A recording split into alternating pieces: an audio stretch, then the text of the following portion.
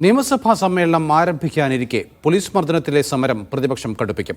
സഭയ്ക്കകത്തും പുറത്തും മുഖ്യമന്ത്രിയെ കൂടി ലക്ഷ്യമിട്ടാണ് പ്രതിപക്ഷത്തിന്റെ നീക്കം.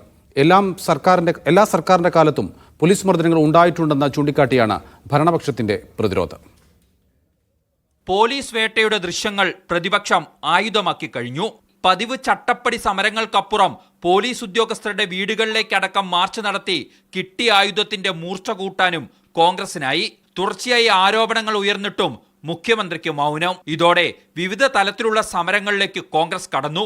നാളെ സംസ്ഥാനത്തെ പോലീസ് സ്റ്റേഷനുകൾക്ക് മുന്നിൽ പ്രതിഷേധ സദസ്സുകൾ സംഘടിപ്പിക്കും.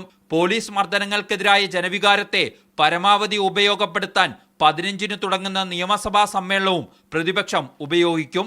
സമ്മേളന കാലയളവിൽ സഭയ്ക്കകത്തും പുറത്തും പ്രതിഷേധത്തിന്റെ അലയൊലികൾ തീർക്കാനാണ് പ്രതിപക്ഷ നീക്കം. മുഖ്യമന്ത്രി ഭരിക്കുന്ന ആഭ്യന്തര വകുപ്പ് പരാജയമെന്ന് സ്ഥാപിക്കാനാണ് പ്രതിപക്ഷ ശ്രമം. സ്വതന്ത്രമായി കേരളത്തിലെ പോലീസിന് പ്രവർത്തിക്കാൻ കഴിയാത്തതാണ് ഈ ദുരവസ്ഥയ്ക്ക് കാരണം. ഇത് ഭരണപരാജയമാണ്.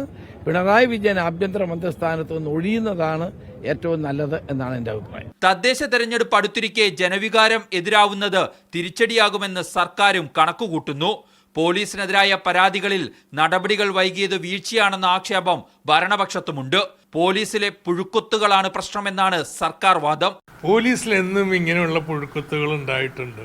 അതിന്റെ ഏറ്റവും വലിയ ഇരകള് രമേശ് ചന്ദ്രന് മനസ്സിലാക്കേണ്ടത് ഇവിടുത്തെ കമ്മ്യൂണിസ്റ്റുകാരാണെന്നുള്ളത്. അതുകൊണ്ട് ആരും ഞങ്ങളെ പഠിപ്പിക്കേണ്ട പോലീസ് അട്രോസിറ്റീസ് പാടില്ല എന്നുള്ളത്. രാഹുൽ മാങ്കൂട്ടം വിഷയത്തിലേറ്റ തിരിച്ചടി മറികടക്കാനും പോലീസ് മർദ്ദനത്തിനെതിരായ സമരങ്ങളിലൂടെ കഴിയുമെന്നും പ്രതിപക്ഷം കണക്കുകൂട്ടുന്നു.